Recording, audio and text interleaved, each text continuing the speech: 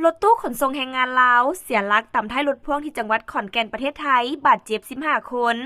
สำนักข่าวช่อง JNHD รายงานว่าวันที่26กรกฎาคม2026เกิดเหตุรถตู้ผู้โดยสารต่ำท้ายรถพ่วงอยู่เส้นทางมิตรภาพขาออกก่อนฮอดสี่แยกบ้านเกิ้งตำบลบ้านไผ่อำเภอบ้านไผ่จังหวัดขอนแก่นเหตุให้ด้านหน้าของรถตู้เปเพเสียหายหนักพบผู้บาดเจ็บทั้งหมด15 คนจากการสอบถามเท่าเกษมอายุ51 ปีคนขับรถพ่วงให้การว่า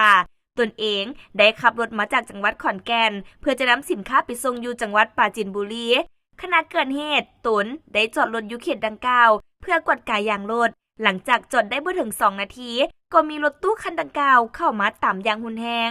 จากนั้นตนจึงได้ลงมาเบิงและพบว่าผู้โดยสารที่นั่งมาในรถตู้พยายามปีนออกจากรถเป็นจำนวนหลายพอดีมีรถกู้ภัยขับผ่านตนจึงได้เฝ้าลงไปช่วยเบิงผู้บาดเจ็บเบื้องต้นทราบว่ารถตู้คันดังกล่าวได้รับการว่าจ้างเพื่อนำพาแรงงานสาวสาธารณรัฐประชาธิปไตยประชาชนลาวไปต้นหนังสือผ่านแดนหรือว่าพาสปอร์ตอยู่จังหวัดหนองคายในขณะที่กำลังจะเดินทางกลับคืนนครหลวงบางกอกเมื่อมาฮอดจุดเกิดเหตุจึงได้เสียหลักไปตามเอาท้ายรถบรรทุกที่จอดอยู่แคมทางส่วนสาเหตุที่แท้จริงนั้นแม้นอยู่ในระหว่างการสืบสวนสอบสวนของเจ้าหน้าที่ตำรวจสถานีตำรวจบ้านไผ่เพื่อซ่องหาสาเหตุของอุบัติเหตุในครั้งนี้ต่อไป